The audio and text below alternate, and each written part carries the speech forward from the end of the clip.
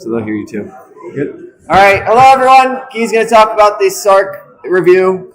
All right. Good morning, everyone. I think at this point in your time, I'm Guy, the SI leader for this class.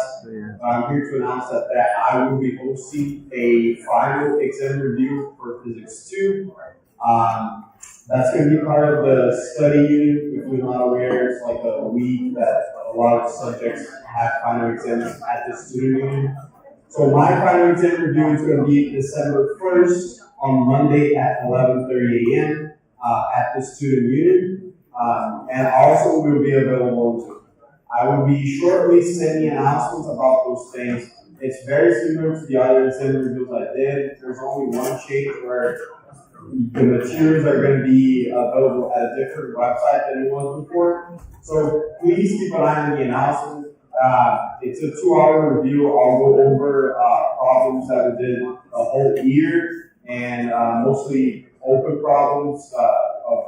As I go through the problems, I'll be explaining the concepts as well. So it's a great resource for you guys to study for your final exam. So keep an eye on the announcements, turn on your family notifications so you can see that. But yeah, December 1st, 11:30 a.m. Thank you.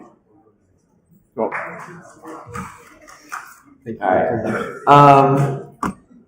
Okay, so a few logistics things. Your free response, I've received most of them. One of them, the last grader, should be done later today. So fingers crossed, sometime this evening I'll have all your free responses. At this point, with having about 60% of them graded at this point, the average is 68%, which is basically the exact same average as multiple choice. So that's kind of nice. So with that in mind, whatever you can kind of figure out. When the grades get posted, some grades go up, some grades go down, but it'll be roughly equivalent. The amount of people that grades go up and down will be basically the same, because the averages are the same. Some people have done better, some people have done worse, and that's just how things go. Okay, the final, few reminders to you all. I've said this a few times now, but just for everyone that's online as well. You get one 5x8 note card on the final, just one. And even this is something future semesters won't get. But so anyway, one 5x8 note card, put whatever you want on it, but it needs to fit on that 5x8 note card front back and so as far as ways to repair, I mentioned my office hours. I sent out an announcement about that, so you have all those details. Also, remember SI, make use of that, and helper, make use of that. All those things are good. Anything where you're interacting with someone who knows it better than you is basically, anytime you have a tutor, effectively, whether that's me, whether it's SI, whether it's SARC, whether it's a helper, people that are not only proficient in the material, but also know how to teach it, that is going to make your learning more efficient. So if that is something that you are needing to do, if you need to make learning more efficient, please use those resources. That's why they exist. You can learn on your own, but when you work with someone, it does tend to make things more efficient. Okay, I think that's largely it.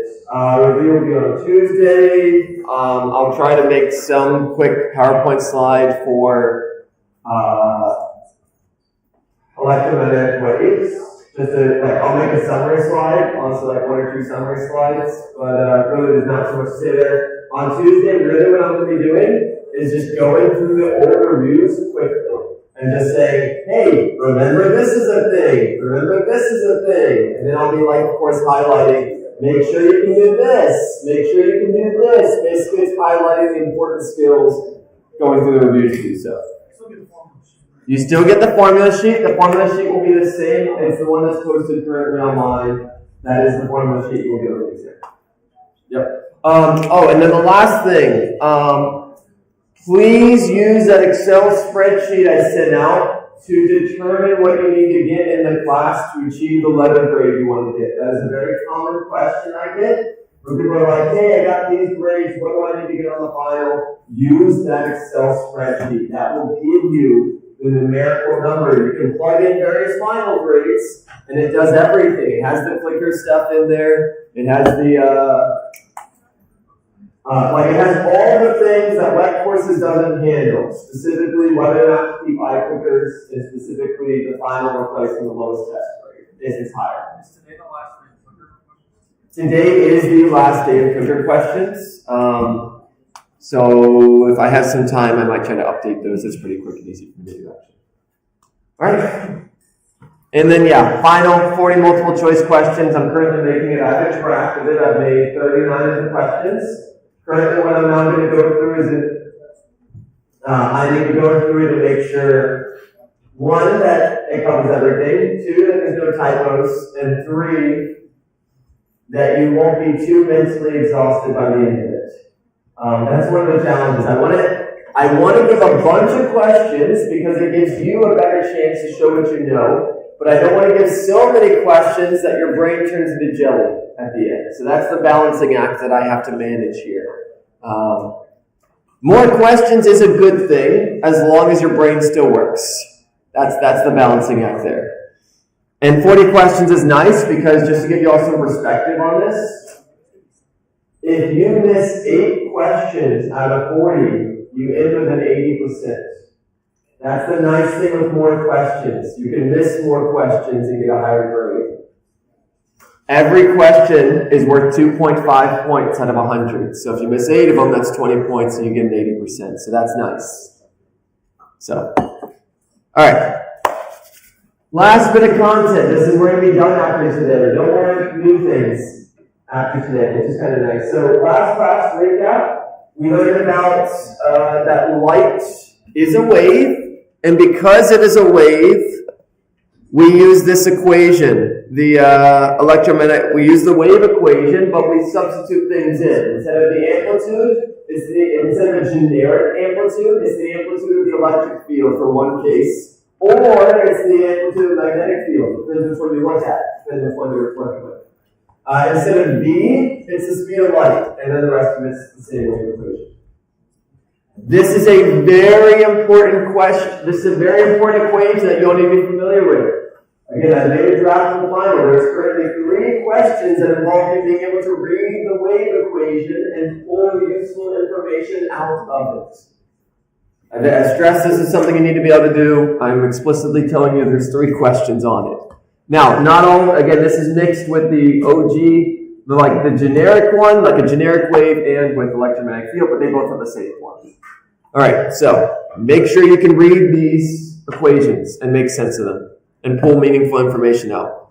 All right, we talked about light and how fast it goes and that its relationship between the electric field amplitude and the magnetic field amplitude. If you divide the two, you get the speed of light, which is kind of cool. This is a constant. That means if the electric field amplitude doubles, the magnetic field amplitude will also double, such that it always equals the speed of light. It will always equal the speed of light. If one of them quadruples, the other will quadruple. It's not like if I double one of these terms, it changes how fast light goes.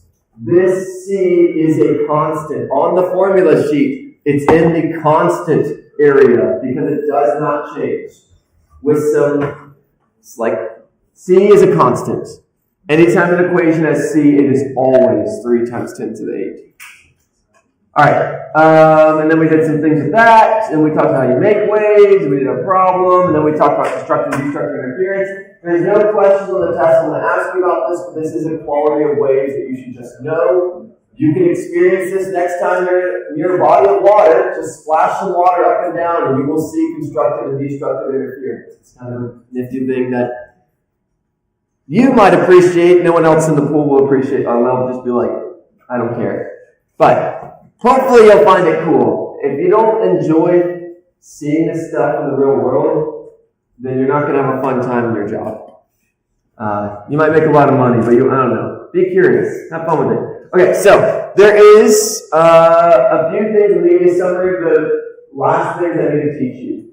I need to teach you intensity, which is the energy carried by a wave per meter squared. We'll talk about light per meter squared. I need to teach you about that. I need to teach you about something called the index of refraction, which is basically a ratio of the speed of light in different materials. Light, quote unquote slows down in materials. It doesn't actually, but effectively we treat it as such. And then how light bends in materials, and that's the last kind of thing we need to talk about. So, energy. Light carries energy. This is not hopefully a surprising thing to you. You know this. You go outside and you feel warm. Why? Because the sunlight is transferring energy to you. It's light. You got hot. Where did it come from? The light. Light carries energy. Electromagnetic waves, light, are the same thing.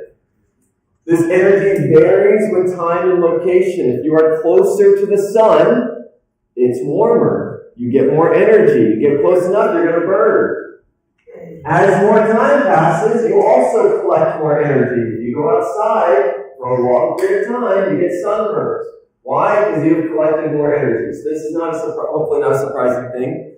Fun fact, when you all stand near a fireplace this winter season, most of the heat you're experiencing is from the electromagnetic waves, not from the hot air. You may be like, I don't believe you. It's really easy to prove that. When you're standing next to a fire, just put your hand in front of your face, and your face will feel colder. You didn't get rid of the air, you just blocked the light. It's one of those crazy things that no one realizes, that most of the heat generated by a fire is actually the light that's being output by it. And the closer you get to it, it's not that you're closer to the hot air, you are just getting more of that light. It's a cool little thing that most people don't realize. Alright, so it is useful for us to find the average energy, because this is a wave, so it goes up and down. Average energy over some area, because the closer you are, you get more, that area matters.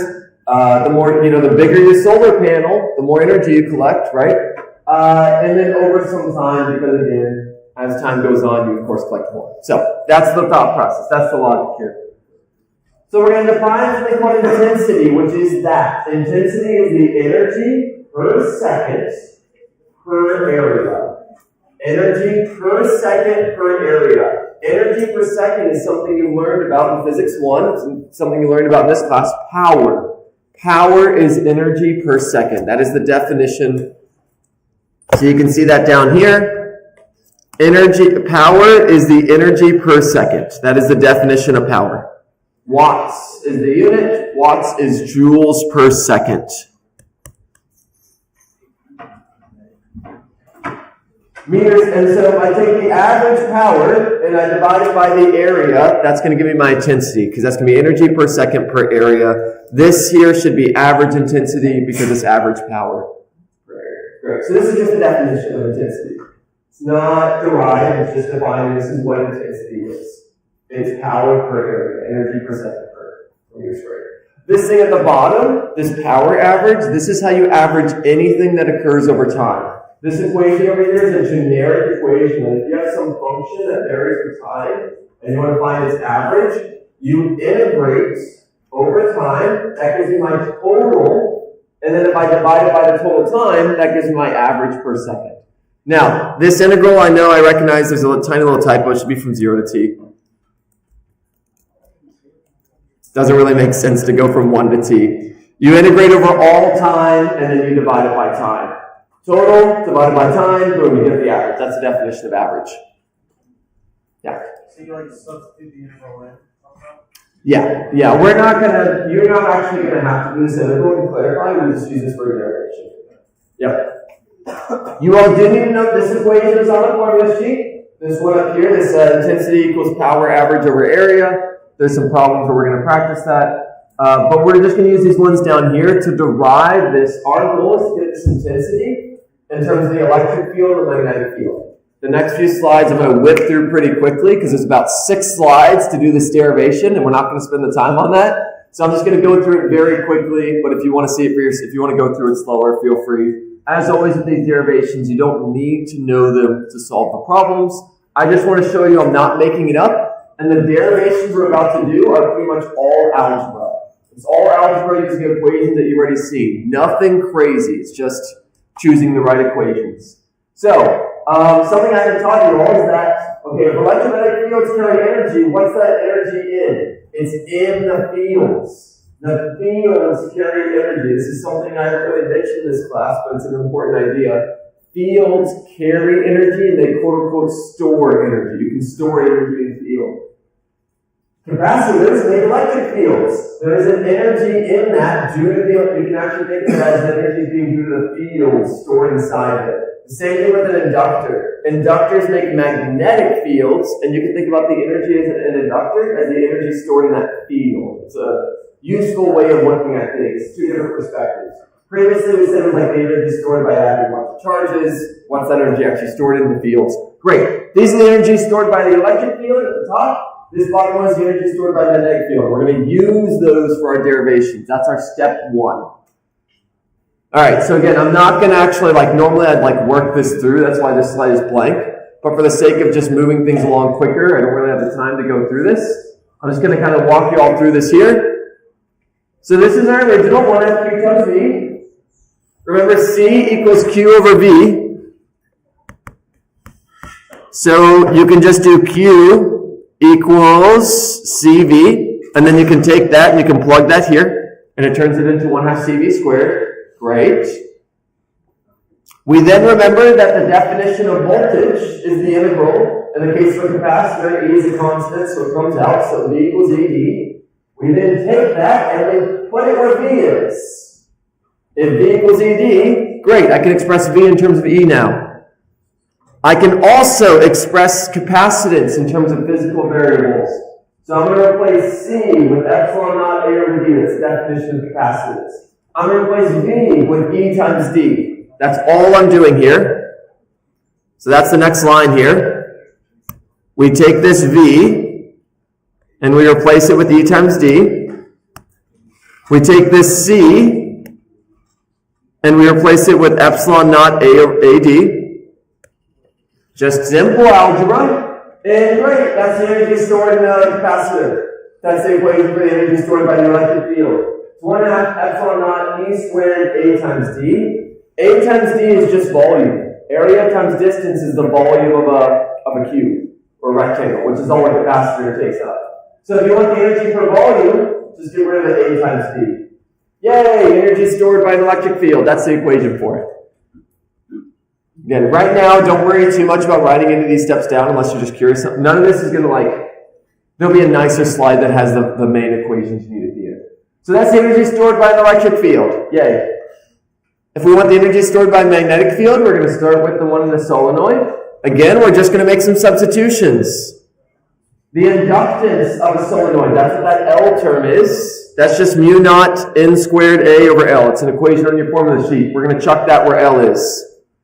The magnetic field made by a solenoid is expressed by mu naught capital N I over L. Again, that's an equation on your formula sheet. Rearrange that for I, chuck that in there. So we're just taking I and putting it where I is. We're taking L and putting where L is. That's all we did down here. So great, do that. There's my L. There's my I. Algebra, that's the equation for the magnetic field energy stored. A times L is yet again volume. Area times length gives us volume. So great, the energy stored by a magnetic field is 1/2 mu naught. If you want just the energy density, the energy per meters cubed, just divide out the volume. Alright, we've done it. We've derived the energy for an electric field, we've derived the energy for a magnetic field. Now, in the case of light, so now we just take those and we put them up here. If I want the total energy of an electric field, of electromagnetic wave, I need the energy in the electric field, I need the energy in the magnetic field, add them together. Then, and you can express them, you can express B in terms of E. If you're like, how did he do that? Remember that C equals E over B?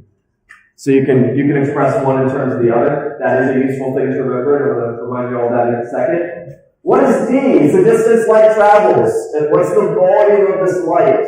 It's the area times the distance it travels. What's the distance light travels? C times T. C times delta T, we make this really small. So replace D.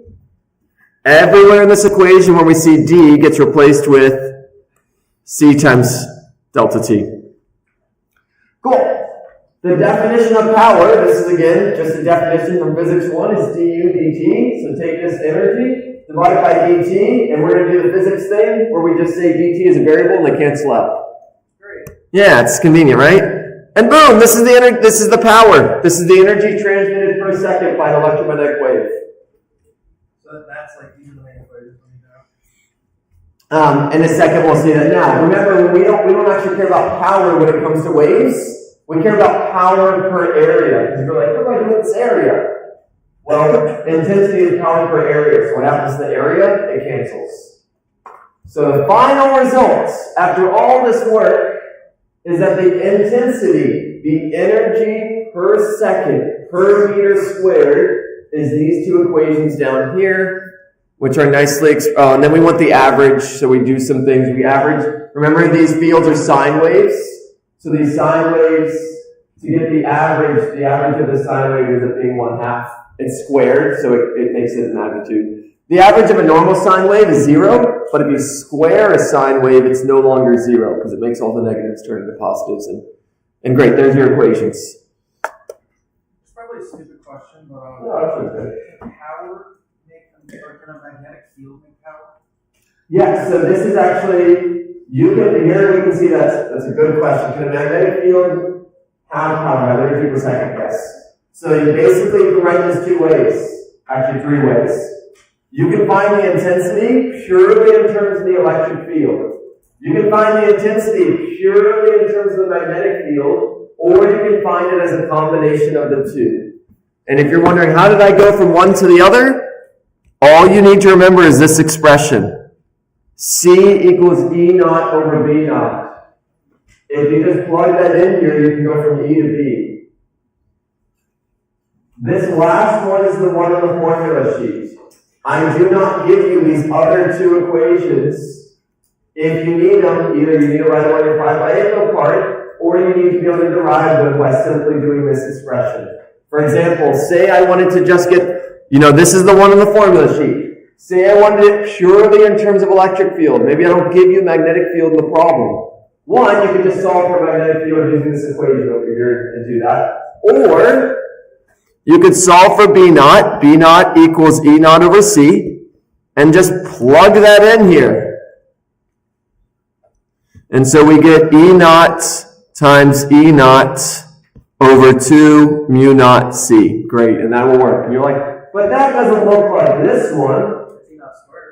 Do you all remember that C equals 1 over square root epsilon naught mu naught? That'll let you make it look like it. It really doesn't matter though. This one works just as well. U naught is 4 pi U naught. This expression here, all of these are equal. Every single thing this one equals those one, they're all the same expression. They all work. It's a bunch of chain of equations together, but I'm going to clean up some of this. Alright, so these are the expressions that we're going to be using. You need to be capable of using pretty much, those expressions. You need to be able to do power per area. That's pretty straightforward. You also need to be able to do, hey, here's an electric field magnitude, find the intensity. This is the energy transmitted per second per meter squared, and we're going to look at some problems to see some, what are the use cases for this? We're going to do some problems on it.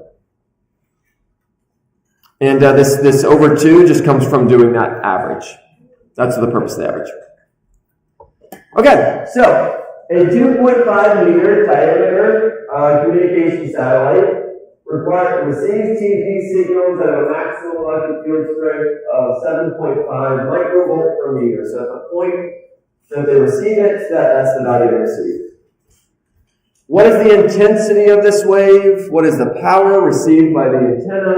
If the orbiting satellite that is broadcasting the signal is broadcasting it over the entire United States, which is a pretty normal thing to do. If you have a satellite dish, you need to be able to pick up a signal anywhere. So that's the area roughly in the United States in meters. I'm just kind of trusting that. I have to fact check that. How much power does it radiate? This might not include Alaska. I don't know. All right. So one step at a time. As always, every single problem we do, there's not really a benefit of drawing a picture in this case, honestly, so we're not going to do that. But what are we solving for? Intensity. Now, whenever I just say the word intensity, and I'll do a better job of this on the test if I ask you for this, it's always going to be average intensity. I'm not really going to care about peak intensity. Average intensity is the one that's more useful for us. Because then if you multiply by time, you're going to get the energy that you got total. So we are solving for the average intensity. How are we going to find the average intensity? Well, we got a whole bunch. We got basically two choices. We got average intensity equals power average over the area. We also have, and I'm going to write this one,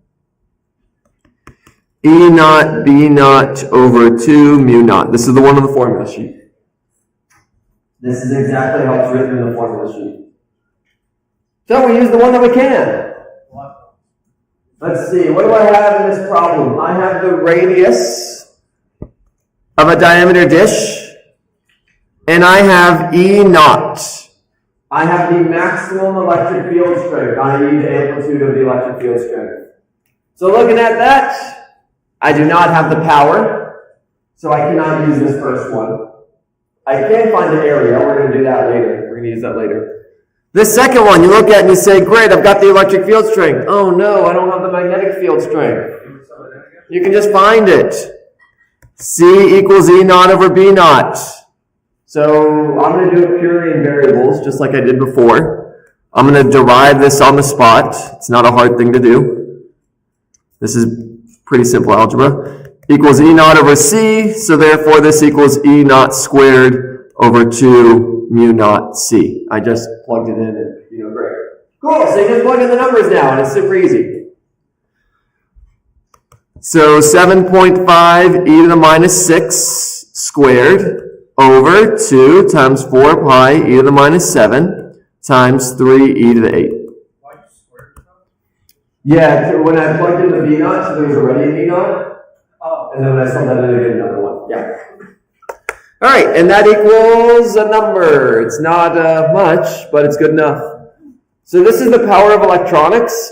Electronics can pick up really faint signals. You don't really need much of an intensity of these waves to pick them up, which is kind of nice.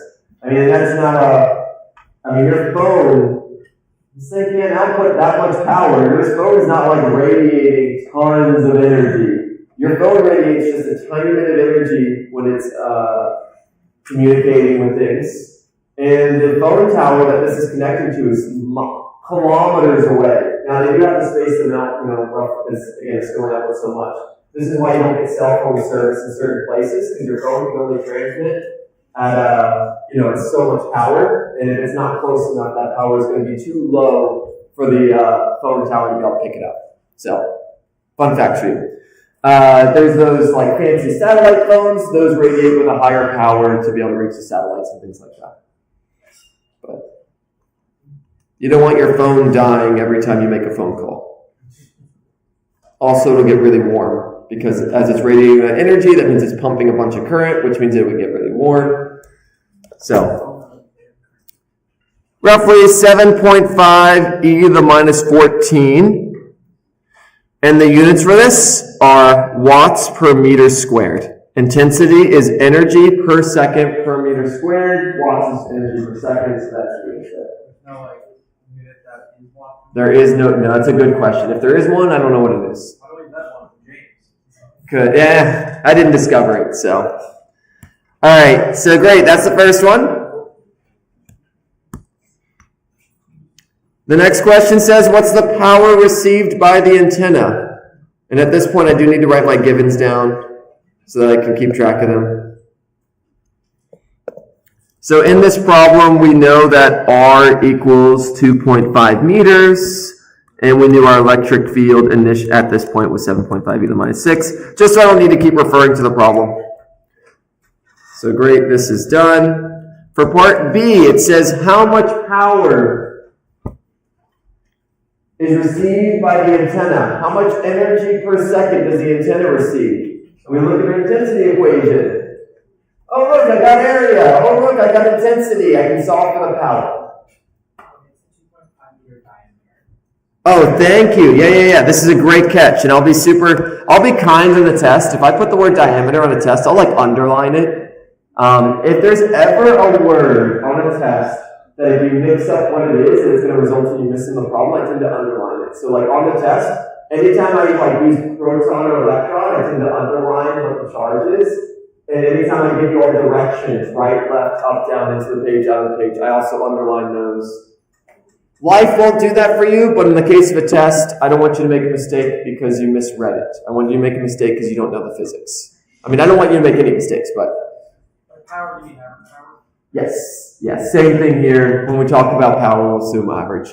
Yeah, so this is diameter. So great point. So that means that the radius is not 2.5 meters. This means that my radius is going to be d over 2, which is going to be 2.5 over 2, which is 1.25. If you haven't realized this yet in your classes, if I ever give you diameter, you should just convert it to radius immediately. Even if you don't know why you're doing it, we never use diameter for anything. So that's just a good practice. All right, so we're solving for power. Pretty easy. Again, if you just write down, I'm solving for power. Oh, look, there's only one equation with power in it. It's probably that one. So I average equals power average over area. Rearrange it. So we get power average equals I average times area, which is going to equal I average times pi r squared, because these satellite dishes are circles. You know that, hopefully, probably. All right, so power equals the number that we just got, 7.5 e to the minus 14 times pi times 1.2 squared, 1.25 squared. And that tells me how much energy my thing's receiving every second. And this is like nothing. So this is why the wireless transmission of energy is really hard. This is why when you all are wirelessly charging, you've got to be close to the source. There's a reason we have to plug things into outlets. Tesla had this grand idea that in the future we would just transmit energy wirelessly. It's really hard to do that. You lose it quickly because the energy spreads out over all space. And so, you just don't get much of it at your receiver. It's a complete waste of energy. The rest of it just flies out and does absolutely nothing for you. All right, right through that. The next one says, if the orbiting satellite broadcasts over an area of 1.5 times 10 to the 13, how much power does it radiate? Here's the thing with intensity. The intensity that you receive at your receiver is the same intensity that was broadcast. This electric field amplitude does not change. This wave does not lose its amplitude over time. So this is just, all we're going to do is change the area here. We're going to use the same exact intensity. This is the benefit of using intensity. It's the same no matter where you're at location-wise. Now, if you want to actually get back to energy, you care about the area. So, all right, I want the power average transmitted by the satellite. Instead of using the satellite, I'm going to use the entire surface area that this thing transmits over. If I want the total, I'm going to use the total area. Same thing. Power average equals, 7.5 e to the minus 14. In this case, I just straight up give you the area, which is 1.5 times 10 to the 13. And this is still very small, and this is reasonable. Satellites can't be outputting tons of wattage. They don't get it for free. They get it from solar panels and things like that. Solar panels, they don't have giant solar panels on these satellites up there. That's expensive. So this satellite only needs to output 1.1 watts of energy to be able to transmit a satellite signal, a TV broadcast to anyone in the United States, which is kind of cool.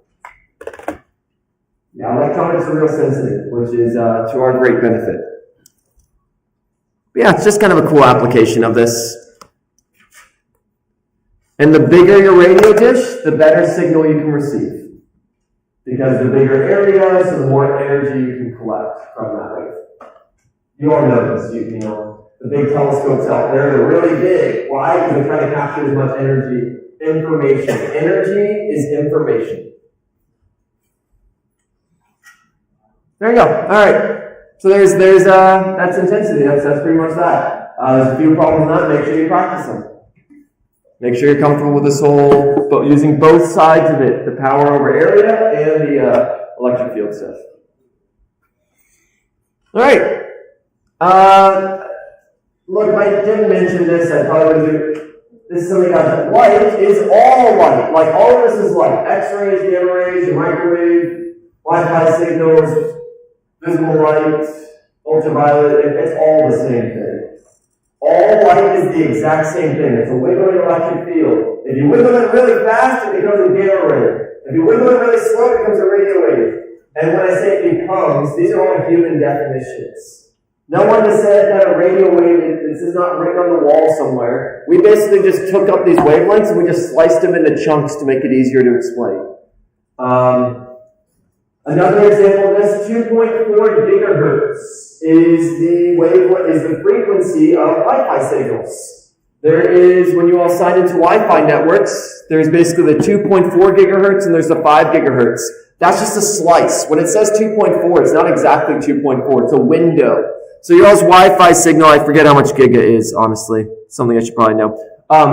The 2.4 gigahertz range is like, there's a window of frequencies that your Wi-Fi is allowed to transmit in. And as long as it's in that range, devices that pick up 2.4 gigahertz can pick it up. 5 gigahertz carries more information because it's a higher frequency. The quicker you wiggle that wave, the more information you can send in it. But it doesn't go through walls as well. 2.4 gigahertz carries less information, but it goes better through walls.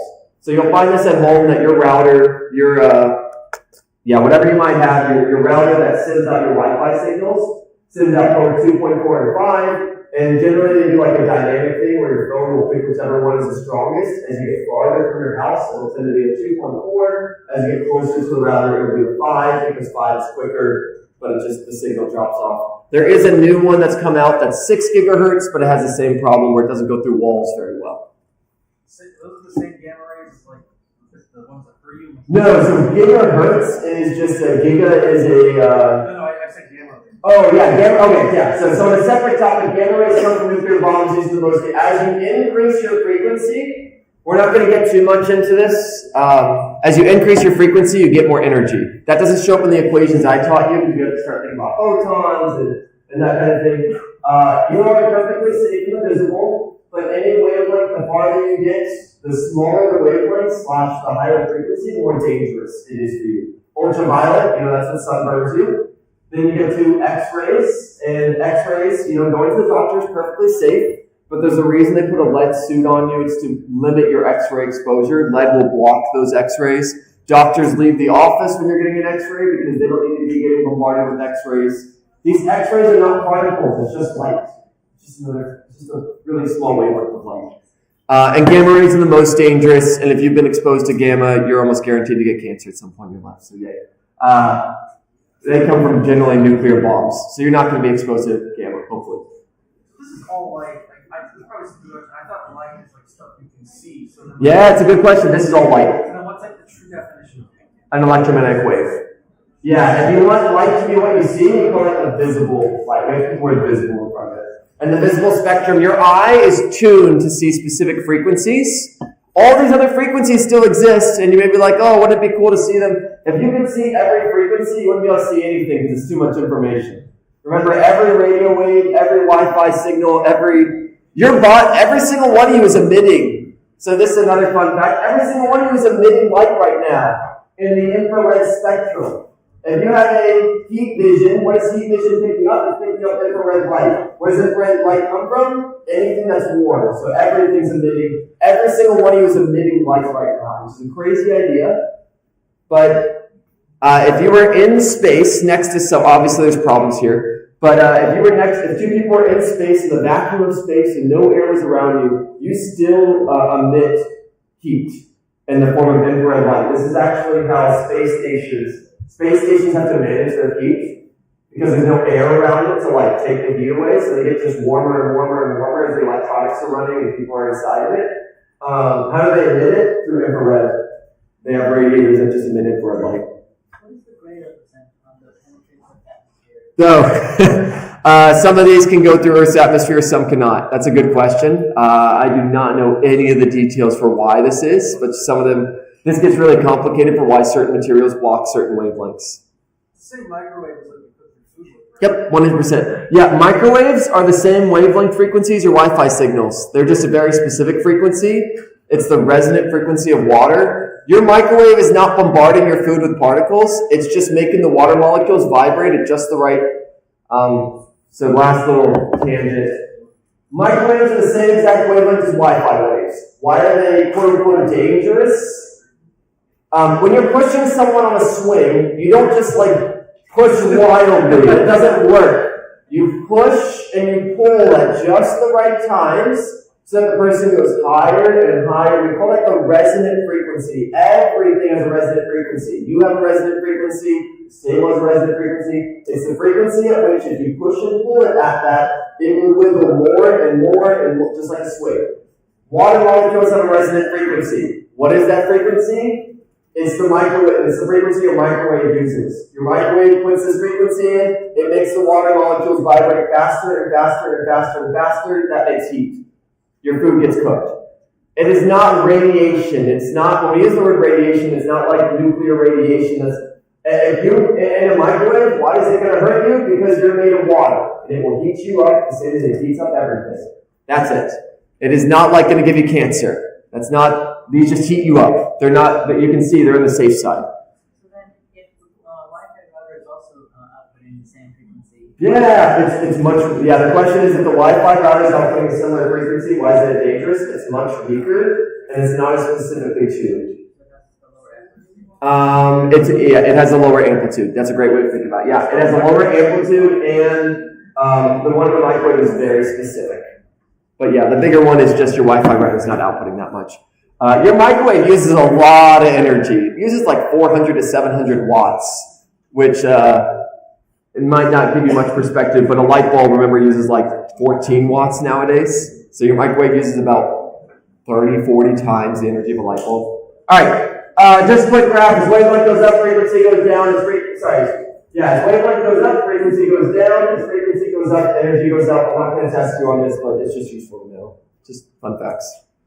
All right. Okay, now we're into the last little thing. Light bounces off of things. We're going to go into light bouncing off of things and light bending when it goes through things. That's the last two topics that I teach you.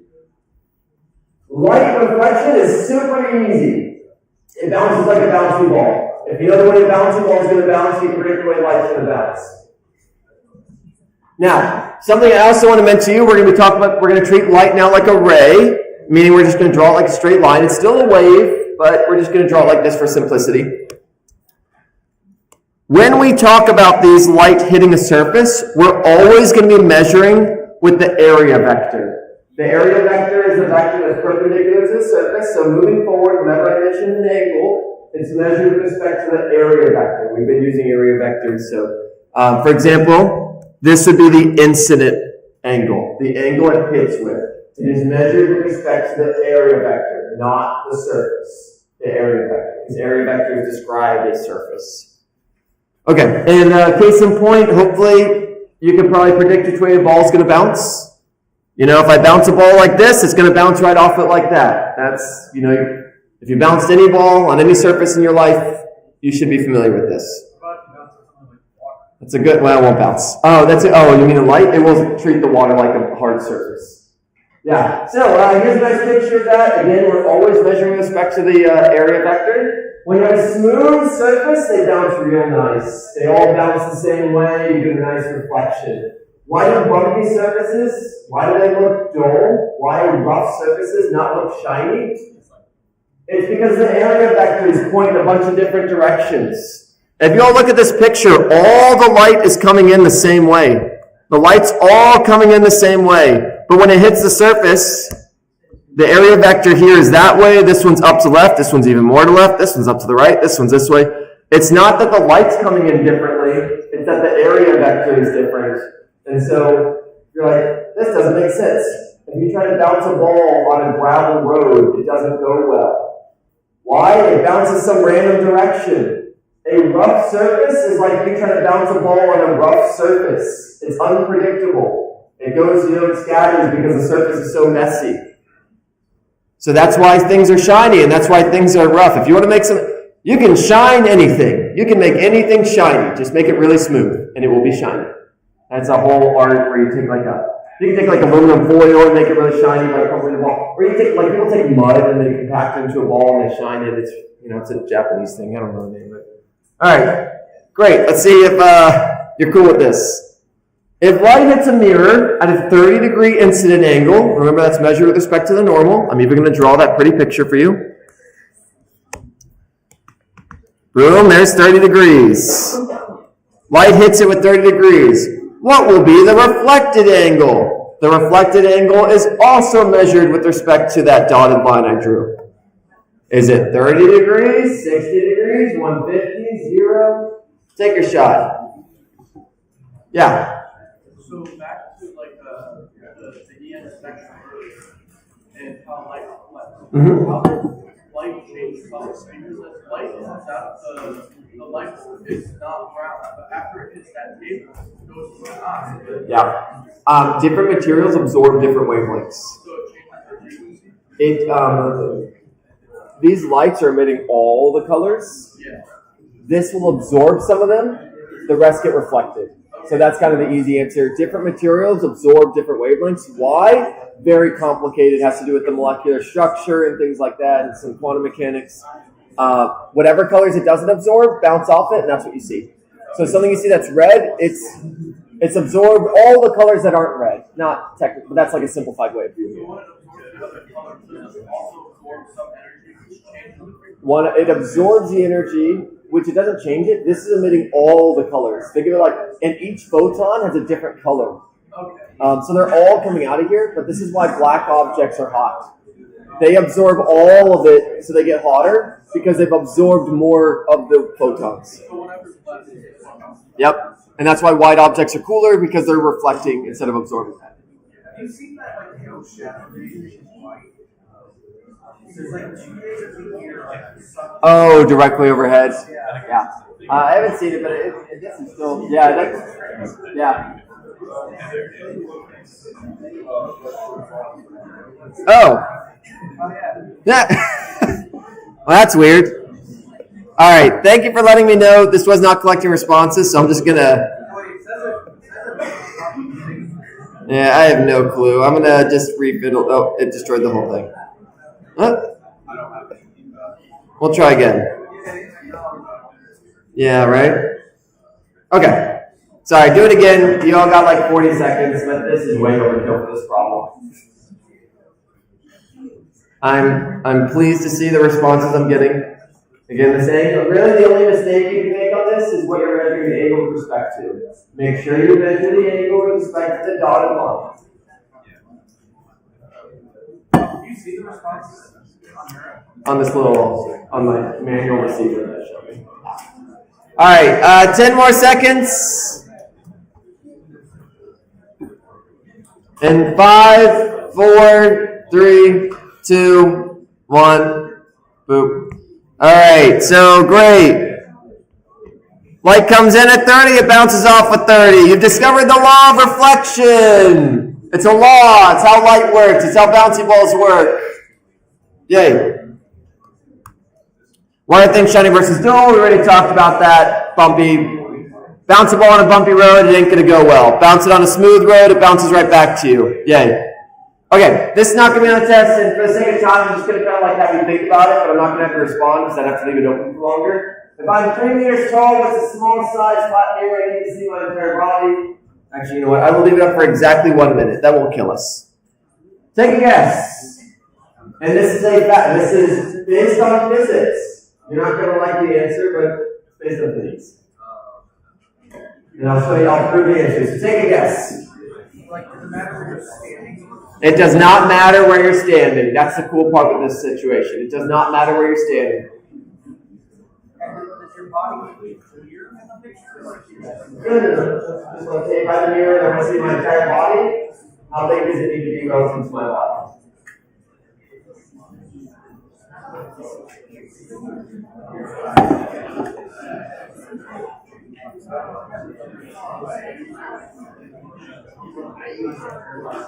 Yeah, it won't matter. Even if you're really far away, it's just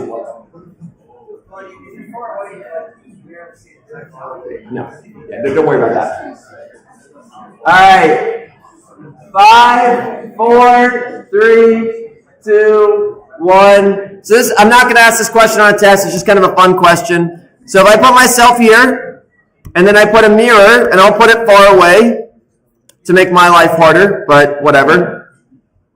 Okay, for you to see something, that thing needs to emit some light, and then that light needs to reach your eyes. You may be like, feet don't emit light. Well, if they did, you wouldn't be able to see them. Technically, my feet are emitting infrared light, but more so it's light from some source, it bounces off the gate.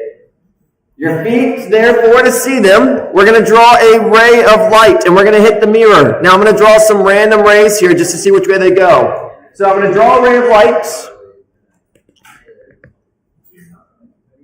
I will not see that ray of light. Why? Because it didn't hit my eyeball. It needs to hit your eyeball for you to see it. That is your sensor. So basically all I'm going to keep doing is I'm going to keep going. Great. Okay, so that didn't work. What if I go way up here? Nope, bounces way over my head. So hopefully you can see. Down here, not good. Up here, not good. Somewhere in between. Where's going to be the in between? Halfway. Literally exactly halfway. If your feet are at the bottom and you pretend like your eyes are at the top of your head, it's exactly halfway. So great. To see my feet, I need a mirror that is, all right, there. Let's go ahead and pick a different part of our body. Let's maybe pick our knee. To see our knee, it's going to be some point a little bit higher. Great, there's my knee. As you go up the body, this point goes up the mirror. Fun fact, you don't care about the bottom part of the mirror. The bottom part of the mirror is doing nothing for you. So how big of a mirror do you need to see your entire body? Half the size. This does not depend upon where the mirror is located. I drew a random spot for the mirror. I didn't pick some magic location. I just said, I drew it as far away as I could on this picture. If you want to see your entire body, you need half of a mirror. Now, there is mirrors that let you see your entire body that are not that big. They are curved. If you have a curved mirror, then you do not need this big of a mirror. But if you have a flat mirror, this is just based on the law of reflection. That's how it works. If I did it, so if I took this, you won't see it. If I put this small mirror super far away, so I'll be able to see my feet with this small mirror. Where I placed it, I'll be able to see my feet. But will I be able to see my hand? No. And just by drawing the rays. Just by drawing a line of light, hitting the, if I want to see it, if you move it down, so if you're like, okay, I'm going to move this thing down. It doesn't hit my head, so I won't see my hand. So yeah, if you just draw these lines, it's one of those, it seems counterintuitive. You're like, but it was far enough away, it should be us. According to this, it doesn't, and that is true. Yeah, it's kind of hard to test because if you make a mirror super far away, you no longer can see anything in it because it's so far. But yeah, this will be true. All right. Again, it's weird. I told you all you wouldn't like the answer, but it is what it is. Okay, last fun thing with this, then we're going to move to refraction. How do I design something to make the electromagnetic wave bounce back the direction I want it to go? So specifically, if I have the wave going this way, I want it to bounce back. If I have the wave going this way, I want it to bounce back. If I have the wave going dead on, I want it to bounce back. If I have it coming down like this, I want the light to come back the way wherever it came from, I want it to bounce directly backwards. A straight mirror won't work. We know this. Light doesn't bounce backwards like that. You can do that. A curved thing, still not going to work. An arched thing will get close, depending on how arched you make it. But the magic solution is a 90-degree corner. We call these corner reflectors because they're corners and they reflect light, and you have seen these all over the place. Whenever you have, a bicyclist and thing like that, if you want to see someone, you put one of these reflectors on it. Why? When you're driving your car, you have your headlights. If you really want to see that person, you want the light from your headlights to hit them and bounce directly back to you, because your headlights are really bright. So if that light comes back to you, you're going to see it really well. Corner reflectors are literally that. If you look at any corner reflector, it's a bunch of pieces that are at 90-degree angles. And when the light hits it, you all can see an example down here. I'll draw another one. If I have light coming in like this, it's then going to go up like this. It ends up bouncing directly back to a cave. These are used for visibility. These are used on the moon. They placed one of these on the moon, and you're like, why do they do that? This lets us shine a light at the moon. The light will come directly back, and we can measure how far the moon is from us. Send a signal, measure the time it takes to come back. We know the speed of light. Find the distance of the moon very precisely. This is also used on boats. You're looking at this thing and you're saying it's not very shiny. It's not shiny to visible light. It is very shiny to radar. So the wavelengths used in radar. This is very useful if you want to know where a boat is located. And if you're like, why would I want someone to know where my boat's located? Because they don't run into you. Or if you're lost at sea, it's useful for them to know where you're at. Generally, you want people to be able to find you in life. If you can't be found and things go south, well, great. You're the only one that'll know. For the moon example, we have to shine it like where the moon's going, because if it takes like however long to get there and back. That's a good question. The moon is close enough that they can account. Yeah, the moon won't move that much farther away in the time interval. Yeah, that's a good question. But they can account for that as well, and they generally probably do. All right, this thing is the last little thing I need to teach you. This, and then Snell's law. The ratio of the speed of light in vacuum to speed of light in material. So, in materials, light slows down. Now, notice I put an asterisk here with a bunch of extra words. It acts like it slows down. Light does not ever actually slow down. But what happens is this light comes in, it interferes with the electrons. Those electrons make their own light, and the constructive and destructive interference of the original light and this made light makes a light that looks like it's slower. It is not actually slower, but functionally it's useful to think of it like it's slower. So N equals C over V. N is the index of refraction. It is the ratio of the speed of light to the velocity of light in the material. So yeah, I have this little thing down here that talks about that. Light always travels at the speed of light, but you get a really complicated effect in materials where everything interferes and stuff like that. There are no units. This is very easy to prove. The units of the speed of light are meters per second. The units of the speed of anything is meters per second. They cancel. This is a ratio. It's a ratio of the speed of light to the speed of light in that material. So there's no units. It's one of the only things I teach you that has no units. Okay. From what I've taught you, with a caveat that there's some materials that break this rule, what is the smallest value that N can be? Is it 0? Is it 1? Is it 2? Or is there no limit to it?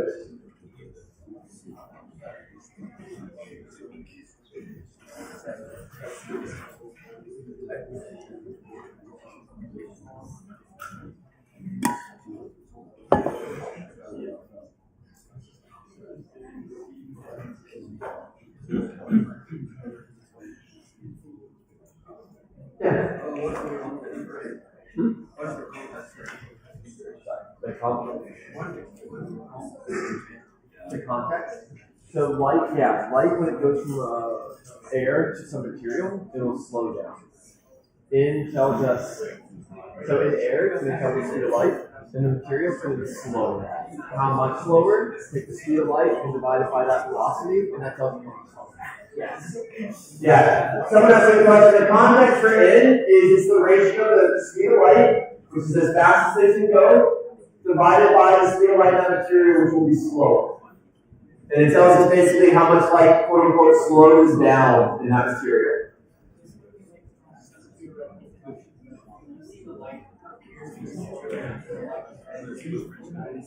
Sorry, I heard the first part. Light appears to be slower than if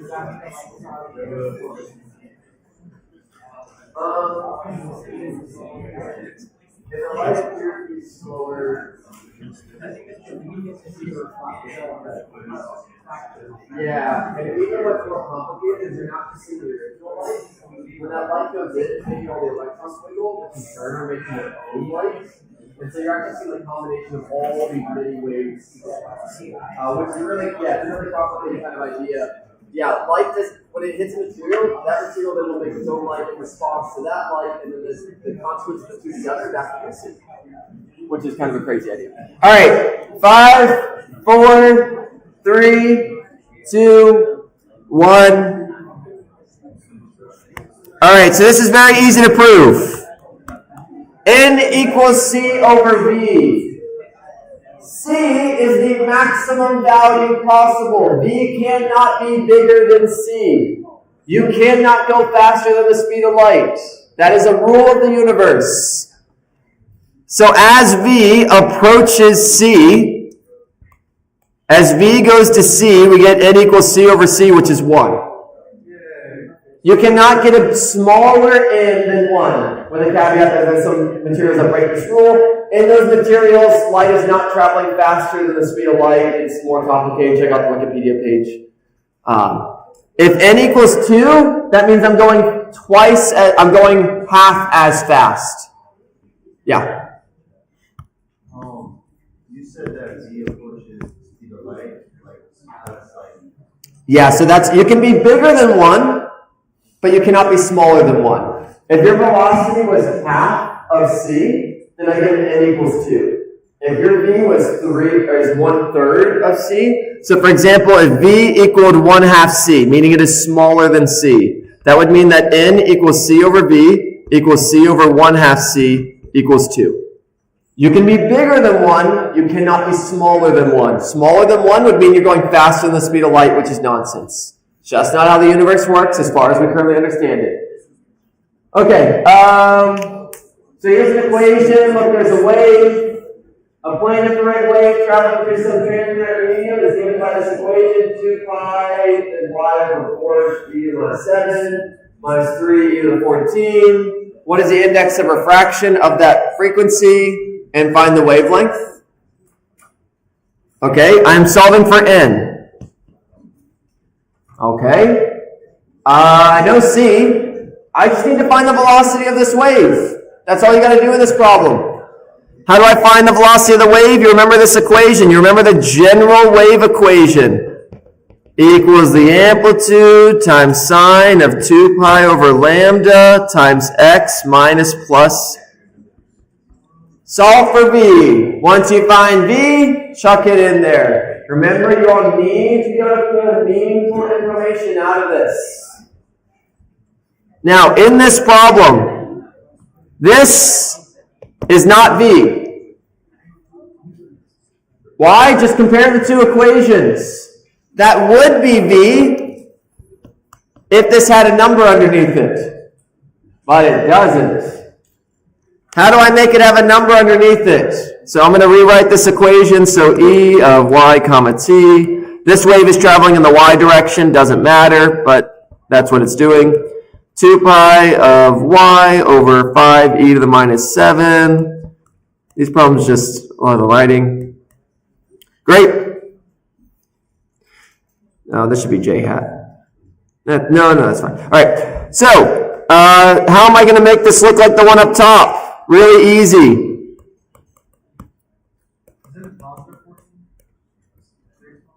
Yes, thank you. Thank you for that catch. Just pull out the thing in front of the y. Now it turns it into y. Oh, look. Now it looks like the one up top.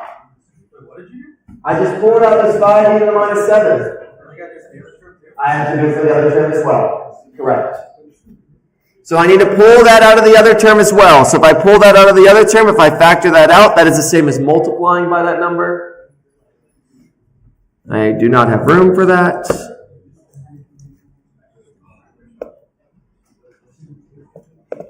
Just move all the things. So this is going to be y minus 3 e to the 14 times 5 e to the minus 7 times, I lost a t. Great, so what's the velocity? Now it's this term. Now it looks like the one on top. Make your equation look like the one I gave you. Then you can match them and great. So therefore, this equals this. V equals 3 e to the 14 times 5 e to the minus 7. This is something you can do in your head. Generally, I don't tell you to do problems in your head, but this is simple enough. Scientific notation, you can add those exponents. e to the 14, e to the minus 7, that is e to the 7. 14 plus negative 7 is 7. You can do that in your head. 3 times 5, you can do that in your head. It's 15. This is the level of math that you should feel comfortable doing in your head. Anything beyond this is not worth the risk. All right. So great. So this equals 3e8 divided by 1.5e8. 15e to the 7 is the same exact thing as 1.5e8.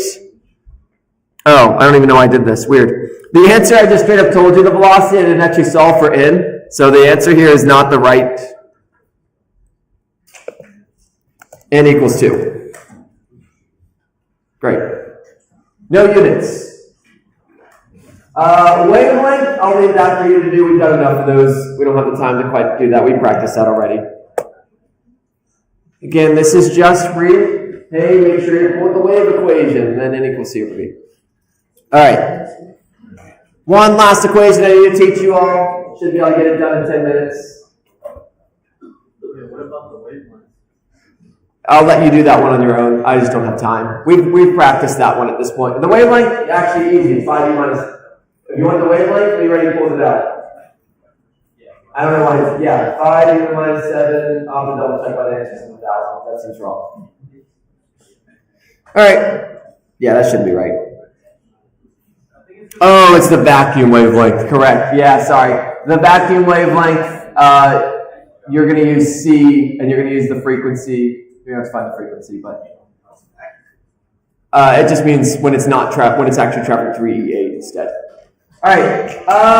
You don't need to know this, but it is like I'm not going to test you on this. This refractive index changes based upon the wavelength, which makes things a little fun. I'll always give you N. Either I'll say, hey, here's N, or I'll say solve for N. But just to make life more complicated, this does vary based on wavelength. How fast light travels through material varies based on the wavelength that's going in it. This is a very important idea for us to understand why prisms split light into different colors. Different colors of light will travel different speeds in the material. As your wavelength changes, your N changes. And the next thing I'm going to teach you is as N changes, it's going to affect how light bends in the material. Alright, we often use 589. It's due to cesium or some kind of lamp thing, I forget what. Here's a bunch of N's for materials. It is often that denser materials have a bigger N, but not always. How do you find the value of N? Experiments. No other way to put it. Yeah, go ahead. Yeah, Michael, yeah. Oh, I'm sorry. No, you're fine. Is that check going to be on the does the check going to be on the scale? This? I'm not going to ask you questions about this. No. This? Yeah. If you need an N, I'll give it to you. Either I'll say, hey, here's the N, or I'll say, find the N. Oh. The material properties. Yeah, thank you. Based on the material, and it's a really complicated system that's not like, theoretically, it's really hard to determine this. It's really complicated. Experimentally, very easy. Alright, to give you all a sense of why light bends when it hits material, we're going to think of a stick hitting water. It sounds stupid, but it works. When this stick hits water, the bottom part's going to go slow. The top part's still going to go the same speed. What's that going to make the stick do? Bend. Great. That gives you a sense of which way the light's going to bend. If you're cool with how a stick hits water, it's the same way light hits water. Light bends when it goes from one material to another. You think it's like a bunch of sticks. They hit the water, they slow down. Why does this mechanism happen? Because the waves inside the material, the electrons get wiggled, they make their own light. Constructive and destructive interference results in this happening. It's not a simple mechanism to explain. So that's why I use my hand wavy stick hits water. But explaining this on a first principles basis does have to. You have to get into that, the water molecules vibrate, make their own light, and it gets really complicated. But it does bend. On a macroscopic level, this happens. All right. So there you go. There's Snell's law. It's a law. It's an observation of reality. This is not theoretically determined. This is experimentally determined. N1 sine theta 1 equals N2 sine theta 2. As light goes from one material to another, it bends. Using this equation, you can determine how much it bends. When I go from a less dense to a more dense, it bends towards the normal. Think of a stick hitting the water, it bent downwards. When I go from less dense or more dense to less dense, the angle gets bigger. Why? Again, think of a stick. When the stick leaves the water, that first end would want to leave really quickly and it would bend that way. You do not need to remember this rule, you just need to be able to do the math. The math will give you everything you need. It's literally just using this equation. It's a very simple equation to use. Plug in the three things given, find the fourth. That's it. But this expression explains why light bends in every single material. Alright. This is kind of the last thing I wanted to get through. Alright, try it. I just want you to see how easy this is. What is the angle that light would refract into water? So it's going into water. It starts in air. If it hits the surface at a 60-degree angle, meaning it hits at 60 degrees. I start in air. I end up in H2O. My question is, find this angle that it's going to refract with. How? Snell's law. N1 sine theta 1 equals N2 sine theta 2. This is as simple as plug in numbers and calculate. That is just algebra. Just make sure you put the numbers on the right side. Left side is beginning, right side is end. It's that easy.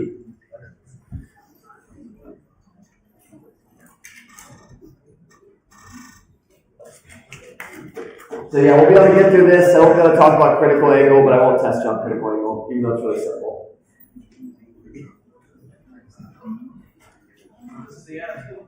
Basically, yeah, I'll conceptually talk about critical angle, but I'm not going to give you a call on testing, even though it's super simple.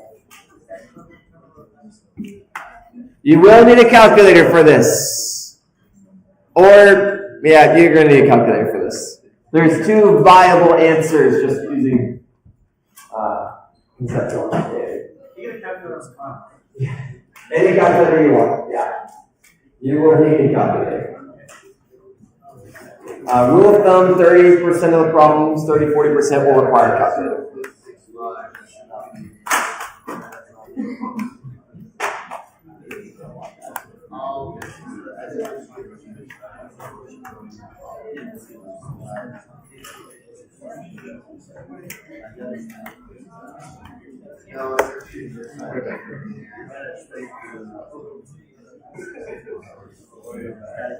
Yeah.